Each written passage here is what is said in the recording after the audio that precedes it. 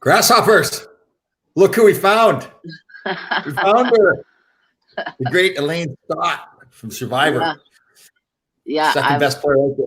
Second best player out there on season 39. Yeah, I hear you, big mouth. That's I just woke up it's been about 30 minutes now.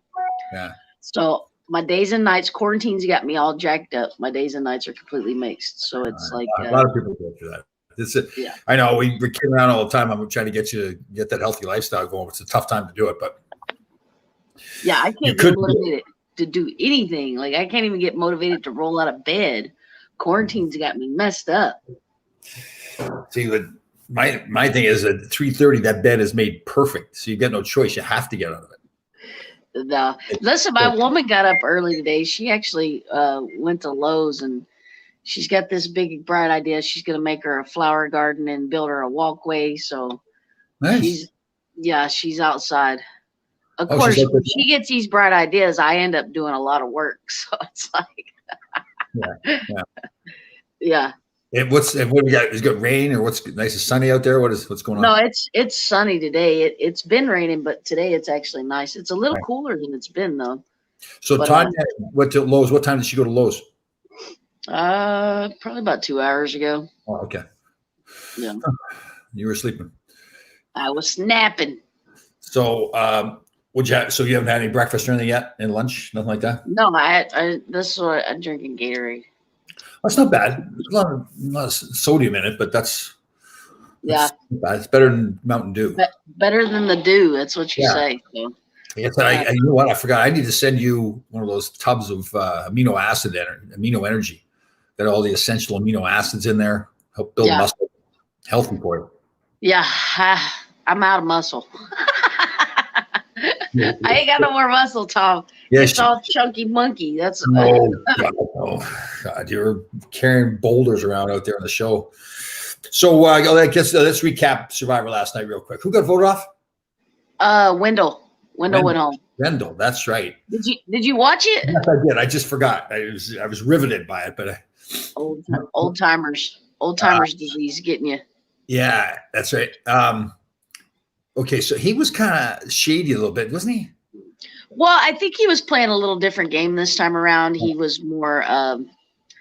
I think his arrogance was showing a little bit more, and I think the fact that when the last couple times he went to Tribal, he was talking about how he was just there for him, and he was going to do whatever to move himself forward, and I think that hurt him in the long run, and.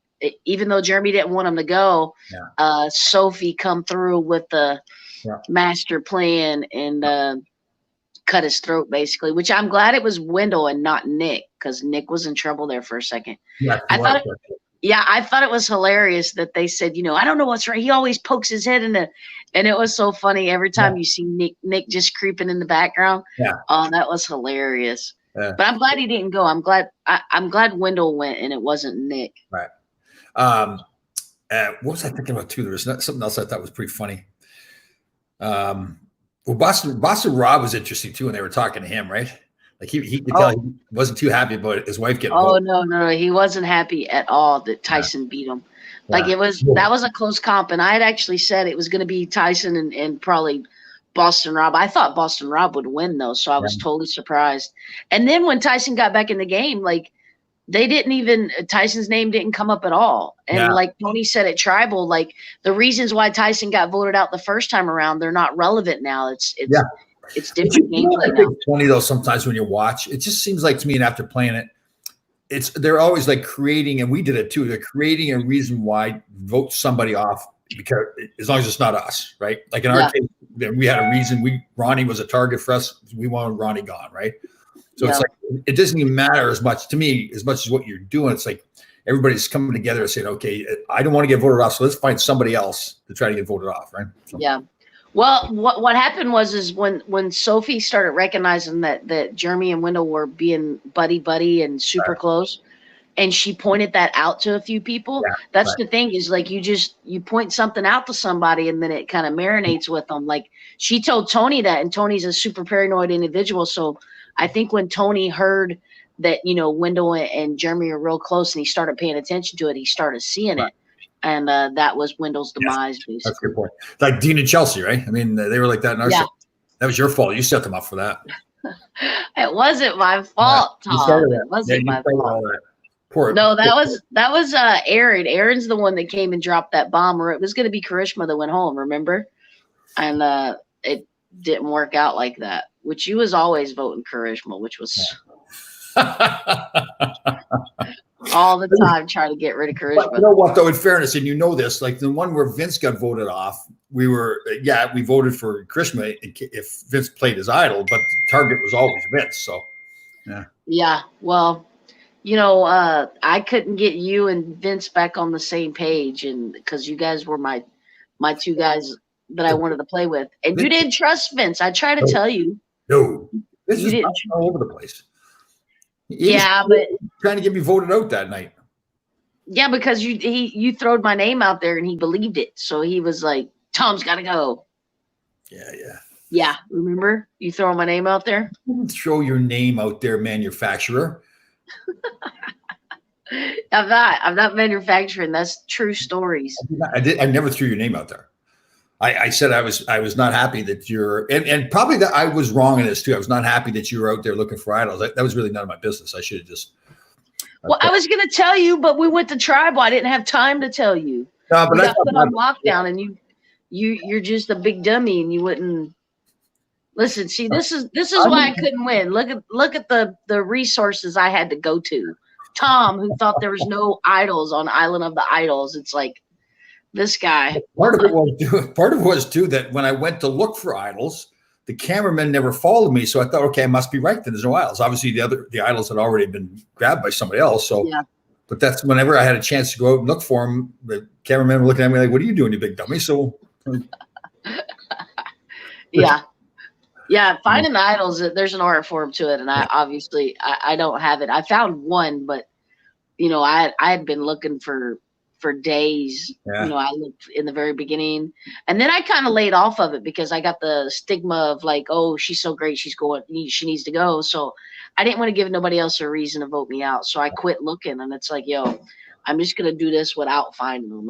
And that's kind of it's funny how like if you watch the shows from years ago, the game has evolved, right? Like the whole looking for idols thing in the past was a really bad thing. For a while there, it seemed like, of course, you're looking for idols. What's makes sense. Now it seems like it's switched a little bit more again, like it's a bad thing to be looking for idols. But maybe not a bad thing. It's that once they find out that you're looking for it, well, they go after you because, well, she's got an idol. We want to get her, so she can't play it. Yeah, listen, the game's mostly luck. You know, like you got the luck of the draw with the people you're with, luck of the draw of like, you know, the tribe. Yeah, like it's just luck, a lot of it. So I'm not a lucky person. That's why I don't know it. You know, you say that. You know what? You say that. You're like, you just underestimate yourself so much. Seriously, I'm not lucky. I'm not. Like bad things go wrong. Like bad things are gonna happen. I deal with them though. It's not like I'm like down and out and in the dumps about it. Like I just accept the fact that that's how it is. Like I'm, you know. Let's evaluate this. How many people have played Survivor over 20 years? Like maybe 700. I think it's like 600 and something. Maybe. So you got selected. So you were lucky to get selected to play Survivor. You wanted to play Survivor, right? Then you met me. How much more lucky can you get? This is true. I mean, you're stating facts now. You're stating facts. So you say you're not lucky, but you are lucky. I know, but it's like, you know, I got lucky and I got on Survivor, and then I got on a season that everybody hates. That's not lucky. I know. That's what I'm talking about. It's like a give and take. It's like, yeah, I was lucky, but man, I'd have been a lot more lucky if I was on season 38. Yeah. But it is what it is. Like I take the good with the bad, so it's not like I'm complaining.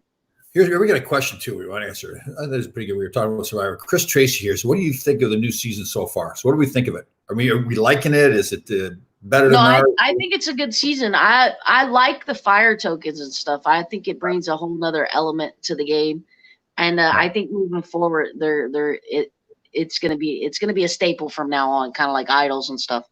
But I really like the season. I think it's a really good season. The characters are hilarious. And it's interesting too that some of them have relationships from previous shows or from doing things outside the show that, so it's unique, right? Like when we get out there, we've got to build a relationship and they've already got it. Not that it's helped sometimes, but.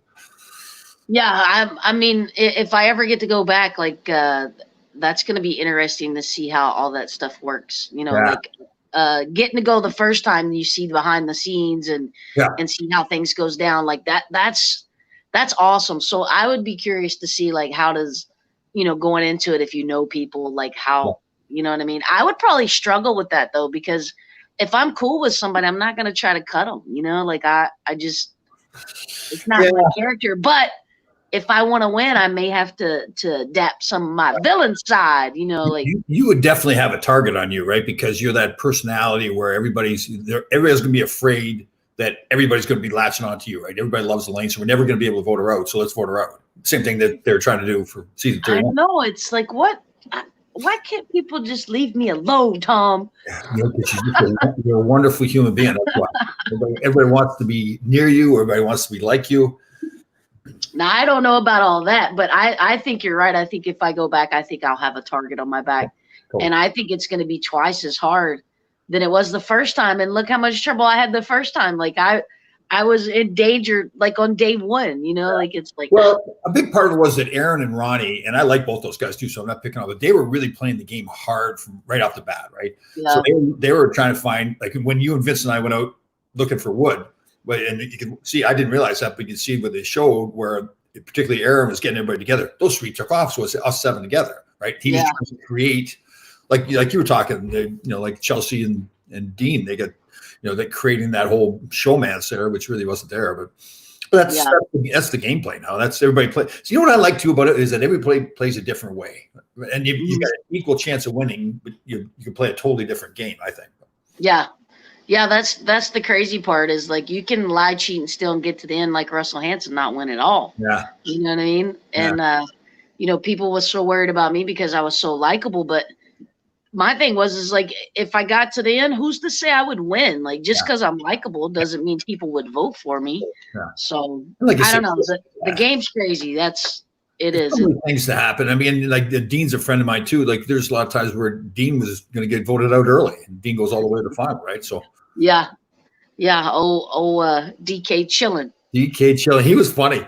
Like I did watching the show. Like he was not so different. He was different than what I saw when I was on the show with him. I didn't see that kind of sense of humor, the DK chilling thing. Like he was right, but. Well, he messaged me the other day and he sent me this video of this guy in the middle of a jungle, and he built like a 3-story house and built a water slide and a pool. And he's like, "Yo, have you ever seen these videos?" And actually I'd watched them. I was like, "Yeah, check this out." And I would send him videos of you ever watch those videos where they take bamboo and they make like fishing traps and stuff? No. Oh, they're awesome. They catch like hundreds of fish. And Dean's like, "It looks so easy." And I was like, "Why didn't we do this on the island?" Like, yeah. So, so I still talk to Dean every now and again. He sends me random texts and, Tommy still sends me random jokes and this, that, and the other. And I still talk to a lot of people from the show. I know you don't. You're antisocial. Like you wouldn't even come hang out with us like at the finale. Time to move on. God, it's over with. I have friends. I have a life. You ain't got no friends. Don't lie to the people. That's why you got paper cutouts of people in your backyard and shit. You're there too. You're there. Yeah, you ain't got no friends. Don't lie. You ain't got to lie to America. Well, friends will get a dog for God's sake, or get a Chihuahua. I actually saw somebody walking. I saw somebody walking a Chihuahua the other day. It made you think of me, right? You're like, "Oh, that chinchilla. You're so stupid. You're so stupid. You're so stupid." Why don't you have a dog? Like you don't like animals? I've always had a dog. I've always had dogs, and I'm moving around all the time and doing things and going. So that's why you ain't got one. No, I wouldn't be fair with a dog. Oh. You can take it with you. You're old enough. You can have one of those dogs. Right. Take it in the grocery store and everything. Yeah, like your CNI dog. I know your eyes are going. They got to be going. My eyes are getting better. My eyes have gotten better. I've changed my diet. I used to have to wear glasses. I don't wear glasses anymore. So don't shake your head. I tell you, my eyes. Because you're manufacturing. You're making up lies. No, it's fact. Don't lie to the people. This is why America loves me and they didn't love you, is because I tell the truth. and I'm honest. You set up poor Ronnie or Aaron or whatever it was, like for digging around the well. Who did do that for? That was awful. That was Aaron. Aaron was digging like a damn backhoe around the You well. set up Ronnie to make it look like Ronnie was a snake. Yeah, and then Ronnie took the fall. That's what happened. That's crazy. But as long as it wasn't me, I didn't care. And then you got poor Missy voted out and everything. Didn't you go after her? Vicious. That was vicious. Yeah, I took her out because Lauren was going to kill me if I didn't, because I had been telling Lauren that I was going to vote Missy and Aaron off for days. And if I walked back in the camp with Missy and not Tommy, I would have been the next to go because Lauren's vengeance would have came down. And Missy would have used that because she was going to get rid of me anyway. Right. So it's like I got rid of Missy to try to further myself because with Missy, I was always a dead man walking. Right. And I had a couple opportunities to better my position in the game, and I just choked. You know, like there was a couple times I almost won immunity a few times, and if I'd have won the one, then Lauren would have went home. Right. And I totally choked on that one, and so she won, and she ended up saving herself. And there's just things that I just messed up on. So I gave myself the opportunity. I just dropped the ball. So it's like, but like, I don't think you drop the ball necessarily. It's just that's just the way the game goes. I don't know. Yeah, I had Dean beat for that final immunity that I lost, and like just within a second, he stole the win from me. So the ball from the table and everything. That one. That's the when we was doing the puzzle. Where we did the spin thing, and then you walk across the beam and get to the puzzle. That's right. I had the puzzle. I was so slow with like.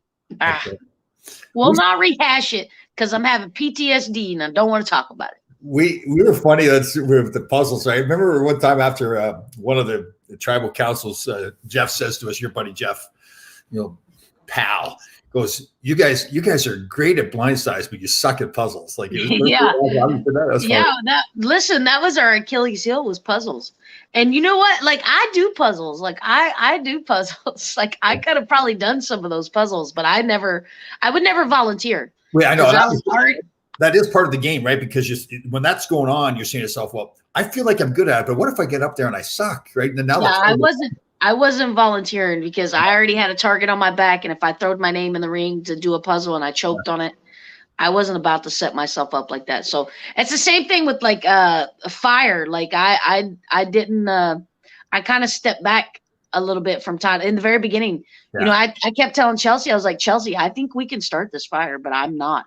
And she's like, start it. And I'm like, "Nope, I'm not starting." That's another thing with Ronnie and Aaron. I think they kind of screwed up was they were like trying to like not give anybody else a chance to try to do anything, right? I mean, if they were smart, okay, give it a shot. Doesn't work, they'll pass it off to somebody else. Yeah. That's kind of how it went. I just stepped back. I didn't want to be the one in charge of nothing, and I just was like, "All right, if you want to be boss, you go ahead." You know, so I done a lot of that. Yeah, that's a smart way to do it. That is a smart way. Dean was a master at it too, right? Because Dean just kind of he's Captain Floater is what Dean was. Captain Floater. Yeah, Captain Floater. What are you doing today, Tom? Like, you doing nothing? What are you doing? Well, I've been sitting around all morning waiting to do a podcast with you. First of all, you're gonna have to get on my schedule. That's all I know. No, but 10 o'clock is your schedule. That's what you and I sat down, Laidlaw and Stott. The law firm of Laidlaw and Stott sat down. We said we were going to do our podcast at 10 o'clock on Tuesday and Thursday. Yeah, well. Miss Manufacturer, did we say that or not? I couldn't make the meeting this morning. I was still napping. What are you doing though? What are you going to do today? So my day started at 3:30. Do you want the details or do you want me to be like No, I want a brief summary. I don't want. So day started at 3:30. We got on the mission. We had a schedule. We stayed to it. It was discipline. It was making the bed. It was doing get our amino acids going. It's doing our ginger shot with boots and spinach and turmeric and oil, a little bit of oil in there too, and a little lemon too. Do you go to town at all anymore, or have you been going to town, or no? Not around here, no. It seems like, I mean, it's funny. You don't really pay attention to it much anymore. But now that it's almost like when you're walking around anywhere, you just kind of envision. It sounds kind of weird, but this cloud of, you don't see it obviously, but you're envisioning this cloud of this virus, And like if you get within 6 feet of somebody like that, you start thinking to yourself, this, it could be coming my way. I've got a buddy of mine that's a paramedic down the city, and he's careful. He doesn't tell me everything, but he says, Tom, this is bad, and we're not even near. It's 3 or 4 weeks away from the worst part. It's going to keep getting worse and worse. Mm-hmm. The hospitals are overrun. There's things here in New York they're talking about now. If an ambulance goes to pick up somebody that's in cardiac arrest, they're not allowed to bring them to the hospital anymore because there's so many cases of the coronavirus. There's no room. There's not enough hospital beds. Wow. So it's not just affecting the people with the coronavirus, but the people with other illnesses as well. Yeah. So it's the real deal. And I know we talked about this before, but in certain parts of the country, like where you are, where it's just not as prevalent, and rightfully so, it's not your fault. You're sitting there going, well, it's really not that bad. But for, here in New York, it's anywhere around here. And it just, you're so like with kids and everything like that. Like most people are just, they're keeping the kids indoor, like to let the kids go out in the backyard or whatever. So you figure people like in the city, for example, people living in apartments with young kids, they're stuck inside all day long. It's not just the virus, but it's a mental toll on people too. And it's like people don't have jobs, they can't pay their bills. The first of the month now is obviously come and gone, and it's a big story about how am I going to pay my rent? So it's all that stress with it. It's not just surviving the virus, but it's like, where am I going to be in 3 months? Because really, they're saying that we're supposed to be locked down until the end of the month, end of April. But when you talk to them, or you hear them talk on the TV, you can tell that it's going to get extended. It's not going to end in April. Yeah, that's like my girlfriend's son. He was supposed to go back to work on the 6th. Right. And he came up from Tennessee and was staying with us. And she was going to take him back tomorrow. And his dad called and said, well, they've postponed it. You're not going back to work. And that's the thing is like my girlfriend's supposed to go back to work next week too. And they're waiting on an email from the governor to see if they can even do that. Because, nobody more than 10 people that's not allowed. Well, she works in a factory with 600 or 700 people. So I told her, I was like, you're not going back to work. No. And for us, it's it's not hitting us hard as far as work's concerned, is because I paid all the bills off. When I went on Survivor, I paid all the bills, we're debt free. Right. So that income coming in isn't killing us. Whereas if this had been last year with all the bills that we had and everything that we owed, I would be drowning right now. You know what I mean? Like we would be absolutely drowning. And I think that's the problem with a lot of people, is they're starting to drown just from being out of work for a week or two. So can you imagine how it's going to be in another month? And that's the thing that worries me, is like around here, I'm from a poor part of the country, and a lot of people, I would say 98% of the people that are from around here, they live check to check. Well, missing one might not sink them, but missing 2 or 3, that's it. They're done. And what are we going to do when that happens? What are they going to do when that happens? The expectation is that the government now steps in and helps people, which I think they're more than willing to do. They've done that in the past. But now what happens? Like we're already trillions of dollars in debt. Yeah. And now we got to go deeper in debt. Like the financial consequences down the road for individuals, for companies, small companies, big companies, for for federal government, state governments. It's a big deal. It's going to be, it's a problem right now. And like you said, like where I'm from, I think they just heard that they had their second case of corona in Laurel County, which is the county up from me. Right. And I don't know of any that's in my county. But the thing is they don't have testing like they do in the cities. Like we don't have the kind of testing you guys got. So there's probably a lot more cases here, but nobody's gotten tested. And then you got crazy rednecks. Like there was the one guy that got it.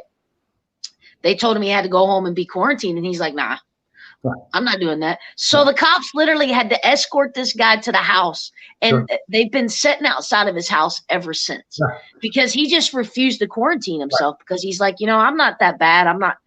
And they're like, no, buddy. So I think a lot more people here have it.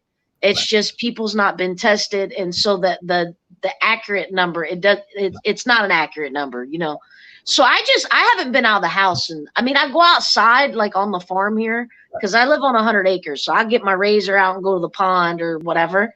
But I've not been to town. I couldn't tell you how long. Now, my girlfriend went to Lowe's today and bought some block and stuff because she's gonna do a walkway and a little garden and stuff. But you know, when she goes, like she has anxiety, so she's like overprotected. You know what I mean? Like she's got hand sanitizer. She's not touching nothing. She's staying away from people. Like so that I'm glad that she does that. She's right, because here's what happened. Like it happened with me, and you can see it happen with the whole community here. So when it first started, you know, people were like, okay, we can be careful, but it's not that big of a deal. You know, it's not that contagious. And then as time has gone on, and you hate to say it this way, as the bodies of, you know, people have died more and more cases have come in. You can see now people, if you compared, you know, now to 3 weeks ago, we're acting totally different. We are like Tanya, Yeah. you know, you go anywhere, it's like you don't touch anything. You make sure, like if I go out for a walk and somebody's walking towards me, I make sure I walk out in the street 10 feet away. I'd rather get hit by a car. Really, there's been times where cars have to stop, but I think everybody doesn't understand you have to do it. So that's what's happening there. Like you talk with the guy that, you know, didn't want to quarantine himself. He's probably thinking to himself, listen, I'm not going to get sick. I'm a tough guy. But that's not the issue. It's spreading it to everybody else. Yeah, and that's the thing is, like, he had it, but because he was I don't know if he was if he didn't have any symptoms or not, but because he didn't feel bad, because he wasn't like, he went to the hospital and because he wasn't so severe or whatever, like, you know, it's just like having a cold. And he's like, nah, I'm out of here. Like, forget this. And the hospital or the doctor's office had to track him down, and the cops went to his house. And they posted up outside dude's house, and they're like, yo, you're not going anywhere. And that's the thing, though, is like you have all these people that don't think it's a big deal. And because they're not, you know, they're not ending up in the hospital on ventilators and this and this. They're just a little sick, a little cold. They're like, this ain't no big deal. But it's the other people that it's the ripple effect, that little pebble effect, you know, that's the problem. They should, I hate to say it like this, but they should have people watch the New York news, the local news from around here. Some of the stories, it's just heartbreaking about, you know, so people that get it, I think we talked about this the other day, where if they're dying in the hospital, the loved ones can't even come and be with them. So they're like, they're FaceTime, a nurse will do a FaceTime thing. That's how they're saying goodbye to their loved ones. Like even the people who aren't like the first responders and the nurses and doctors and everything, you know, they've got families at home. So a lot of them aren't even going home. Or if they do go home, they'll like that one video, which was terrible, where the little baby comes to the front door, the glass door, and his dad, the doctor, is outside, and it's like they couldn't hug her. So I was like, oh God. And that's what people don't understand, that like from where I'm from, we have 2 cases. You know what I mean? 2 cases. But like that's only the 2 that they know. Like I guarantee you there's a good couple hundred out there in my county, in the surrounding counties. They've just not been tested. Or they you know, I've been having allergies, like my allergies, because you know it just turned spring or whatever, and my sinuses will swell right here. And from the pressure or whatever, and then my eyes start itching and watering. You know, like I have allergies every single year. I go through this every single year. So maybe like people think they got allergies. Maybe they think they just got a small cold or whatever, and they don't realize that they actually have. And living where you are, because I live in the same kind of world. I mean this is a good way. They're tough people too. So they say, okay, I'm getting a little cold. I'm not going to bother about it. I don't even worry about it. Right? That's my mentality. You know, that you go on the farm, we're dealing with germs and everything all the time. So screw it, I'm fine, you know. Yeah, hey, I'll tell you a story about my grandpa. I told him I had some trees out back, and this was 20 years ago. And I had never used a chainsaw at the time. And I was like, Grandpa, let me borrow your chainsaw. I'm going to go down here and cut these trees down, because when I mow, they hang over.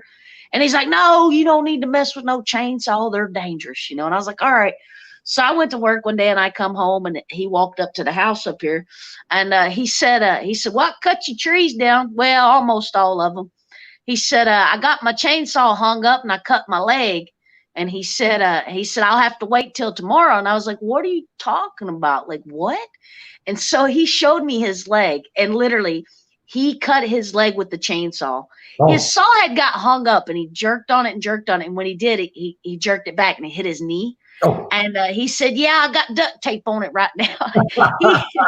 I ain't even lying. He duct taped. I mean, it was so bad. I said, you need to go to he's like, no. He put duct tape on it, and literally in a couple of days, he's like, I don't want to bust my duct tape open. I got to wait till it heals up. Yeah. And then another time he cut, I'm not lying. This old man, he was out here working on a piece of machinery, and he cut the end of his finger off. Right. Yeah. So I was in college, and I come home one day, and there's blood all over the porch. There's blood in his house. And I was like, holy crap, like, what's going on? Like, so I was like, Grandpa, what happened? Well, he's got his hand bandaged up in an old dish towel. And I mean, it was bandaged. And I was like, what are you doing? He said, no, I cut my damn finger off. And I was like, oh my God, Grandpa, go to the doctor. And he said, no, I don't want to go. Well, that old man literally sat around for 3 days. And he ended up going to the doctor because his bone was sticking out the end. And every time he touched anything, he would hit that bone. Right. So he goes to the doctor, and they take a little snips, and they snip that bone off and just pull the skin over and give him some stitches. So he comes back home, and we was at the house. I come over, and I was like, how's your finger? He said, that damn doctor. He said, if I'd have known what he's going to do, I'd have went out to the garage and done it myself. He was so pissed because it literally took 5 seconds. They just snipped the end of his bone off, and then he used to never go to the doctor. Never. He hated it. He had a heart attack when he was 80 years old. He was out working on my truck, and he had a heart attack, and he thought he had indigestion. Right.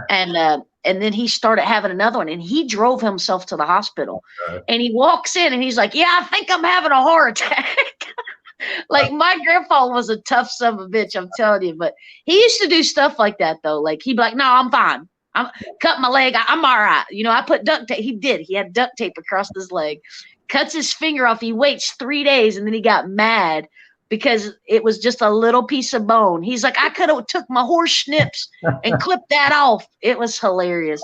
He was one of a kind, though. He was stubborn like that, but he would never go to the doctor. He'd get the flu or get pneumonia, and he would drink whiskey. Yeah. And he said, I'm trying to break that phlegm up. Yeah, there you go. And he would just do shots. And I'm like, what are you doing? Go to the doctor. Yeah, tough as nails. He would have been your kind of people, Tom. Did I ever tell you my story, my motorcycle story? All right. So when I was young, it kind of starts off sad, but I was like 6 years old. I had an uncle, my mother's brother, who was a great guy, like a cool dude, playing the guitar, riding a motorcycle, all that kind of stuff. So he's kind of like, I love this guy. Well, he got in a motorcycle accident and got killed. So my mother would never let me near a motorcycle my whole life. So at the farm, everybody's got, motorcycles, all that kind of stuff.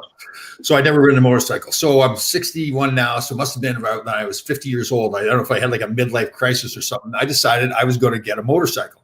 And I wasn't going to get a small one. I was going to buy a Harley Davidson, the Heritage Softail. It was like 700. Oh, yeah. So I go, there's this guy that's got driving school around here. He's got a little like Yamaha or something. You can drive around the parking lot of the church and drive it around. And I drove around for 15, 20 minutes. That's fine. I know how to drive it. I can drive it. So I go buy this Heritage Softail, beautiful, the leather saddlebags and the chrome all over the place. And I'm feeling like I'm Joe Cool, like I'm Arnold Schwarzenegger, in Terminator 2, with the sunglasses and black t-shirt and the whole bit. So he drops the motorcycle off, and I go ride around my neighborhood. Now I've got no license or anything like that. And I get on this bike, and I'm realizing I have no clue how to ride this freaking thing. Like, it's like I go stop at a stop sign, and I don't put my foot down, and the bike's falling down and everything. So I said, okay. I was starting to so I go to early in the morning, 4 or 5 o'clock, tool around my neighborhood. So I started getting to learn the bike. It's a matter of feeling comfortable with it. So now I'm feeling good. But still, I haven't got a license for a bike license yet. So one day during the summer, it's a beautiful summer day. I'm thinking I'm going to go into town, the post office. I had to do something. So I'm going to take the bike. And I was feeling so cool. I was feeling cocky. Here I am, like I said, the sunglasses on, everything. So I go into this town. It's a real kind of ritzy town. Everybody's driving Mercedes and all kinds of stuff. And here I come in with my motorcycle. And so I pull up, and I have to make a left-hand turn out of this like side street. And there's all kinds of people around. I stalled the bike. So now I'm feeling like I'm kind of like a nerd, like I installed the bike. So start up, no big deal. So I gun it now to make sure I don't stall it again. And I'm going to be making a left-hand turn and a quick right into a parking lot that's got a little ramp going up into it. So I gun the bike. I hit that ramp on an angle. The bike goes flying up in the air. Oh, my God. And the bike crashes down on top of me. So I'm going maybe 15 miles an hour tops. So nobody's right. It's nobody else's fault. It's all me. This poor You lady, whiskey throttled it. yeah. So this poor lady in a Mercedes. The last thing I saw was her eyes, like she's looking at me coming at her, and I crashed the bike and fell down in front of her. So now the bike's on top of me. It's a 750-pound bike. I can't get off the bike's ankles twisting around and everything. So this young cop comes over to me. And I'm F this and F that. I'm mad at myself, and he lifts the bike off, and he's kind of giggling a little bit because he watched the whole thing. It was nobody else's fault. So I said, you know what? I'm just going to tell him right now. I handed him my license. I said, this is the only license I have. I'm going to tell you right now. So I know I've got blood coming off me and the road rash and everything. The windshield popped off, and I'm holding the windshield. And he looks at the license, and he's a hockey fan. He's a Ranger fan, and he starts dying laughing. Now he goes, "What are you doing, Tom?" now it's even worse, right? Because now the guy knows me. Now he knows you, yeah. So he has to call the ambulance because I'm hurt. So the ambulance comes, and I swear to God, they poured it on hot and heavy too, because the ambulance comes and they get the light going, and I'm going, oh, Jesus. So did you have to go to the hospital? No, the same thing as your grandpa. The ambulance showed up. I said, please, can you please leave? I'll sign anything you want me to sign. I'm not going to the hospital with you guys. So I went home, and I'm limping around, and everything. The bike's ruined. I had to leave it at the parking lot there and the whole bit. I'm limping all over. Finally, I said, okay, I guess I got to go to the doctor, see what's going on. So I go to the emergency room, and the emergency room at this hospital is a big, like a ramp there, a hill kind of going up to the emergency room. And they've got valet. It's a real rich town, so they have valet parking at the room. And I said, there's no way I'm valet parking. I'm going to walk up that hill. So I park at the bottom of the hill, and I walk up the hill. I'm bleeding and everything. And there's no, I sprained my ankle. Stubborn. Oh, stubborn. God, totally. Yeah, that was my grandpa. He was stubborn as a mule, and he didn't like going to the doctor. He hated it, and he would duct tape it up. I swear. I bet you that the cut on his leg was about this wide, and it was this long. Oh, with a chainsaw. And he duct taped it. He duct taped it together, and then he was just. Did he ever go to the doctor with that one? No. Oh. Nope. Wow. After a few days, he took his duct tape off, and you know how naturally you start healing, and it started healing, and then he would pour peroxide on it. And no, he never did for the chainsaw cut. He never did go to the doctor, but for his finger, his bone was sticking out the end. He didn't have a choice, and literally, it was 3 days of him moping around. Yeah. And I wish you could have seen him with that dish towel on his finger like this, sitting on the couch. Oh, that's gonna hurt you. I was like, oh my God. I said, Paul, if you don't go, you're going to be hurting and regretting it. And he was mad because he had to go, because he's like, he didn't even do anything. I could have done that in the yard. And I was like, oh my God. It kind of shows how tough Karishma is, right? She cut her finger right off, and they sewed it back on. And they didn't know it was like glue or something. You're something else. I tell you. Coconut glue or something, like some special glue. No, you're so stupid. we know she didn't cut her finger off. She cut her hand. Oh, I thought you told me she cut it right off, and you were laughing about it or something. You're so stupid. I wasn't even there. We've talked about this. I wasn't even there. You're such a But the whole point of the conversation is people are stubborn. They're hard-headed. Yeah. They don't think they're sick, or they think they'll be okay, and it affects other people because this thing is super contagious, and it's best just to stay at the house, stay safe, stay home. And I know that around here we don't have it nowhere near what you guys got up there, and I'm thankful for that. Like be prepared though. You're 2 to 3 weeks behind where we are, and I probably, and I hope I say the right thing here. I don't want to put people. I think you got to be very careful because. Again, we didn't really, I know myself and people around didn't really realize how contagious this was and how quickly it spread too. Now, again, it's different. It's New York City. Everybody's packed together. You guys are spread out a little bit more, but still it's, you got to be very careful. Like listen to the people when they say to you, no getting together. Like they've closed the parks now more because people were still going and playing basketball together, bumping into each other and everything. Germs are flying all over the place. Yeah. People just still, I bet you 90% of the people around here have finally got it, but there's still some people that are just like, just oblivious to it. They think. Yeah. Dean had posted a picture. I think he had put it on his story. He had posted a picture of a basketball court. They had took the rim down. Yep. And he had made a comment on it. And so I commented, and I said, take your ass to the house, Dean. What are you doing? Yeah. You know, and he's like, there's nobody here. I'm social distance. I was like, get your ass out of the park. What are you doing? Go home. So I think we've talked about this before, and I know this maybe, but we've had men and women go off and fight wars, you know, for our country, to protect us in our way of life. And this is no different. This is a war against this virus. So we're not asking anybody to go fight a war. We're asking people to go sit in their house and watch TV or play video, or whatever it is. So it's, you know, I know I think it's one of those deals we get so used to this great life that we have and all the things that, you know, are available to us. And to now say, well, we just can't go out anymore. It seems like it's a big deal, but it's, you know, it is a war. Well, I know you older than them, and I don't want you to get sick and die. So you be safe, Tom. Don't be going nowhere. You stay home. You know, I'm not the healthiest person in the crowd. I've been a smoker for 30 years. I'm unhealthy as all get out. These old lungs, they wouldn't be able to handle it. You know what I mean? Like I don't think I would make it if I got corona because my lungs. So I can't afford to get it. You know what I mean? Like I just can't. I think I would be in deep shit if I did. So we get to work and fix your health. It's true. I know. And here we are, right back to we always start. Yes. See, because I'm going to say something to you. I have seen the Elaine that is strong enough to go out there and not smoke cigarettes for like a month and a half, not drink Mountain Dew for a month and a half, battle in a game that's totally messed up about how you get through all that kind of stuff. You got a fantastic woman that loves you there. You're getting married. So you can do all these things. You've got a reason to do it. Yeah. Think that I got to get my mind right. It's like, I don't know. It's all, you know, all that stuff is all mental. It really is. It's all mental. You know, it's just a matter of getting it in your head. Absolutely. You know, and I just haven't got it in my head. Do you have an alarm clock? Yeah, I do have an alarm clock.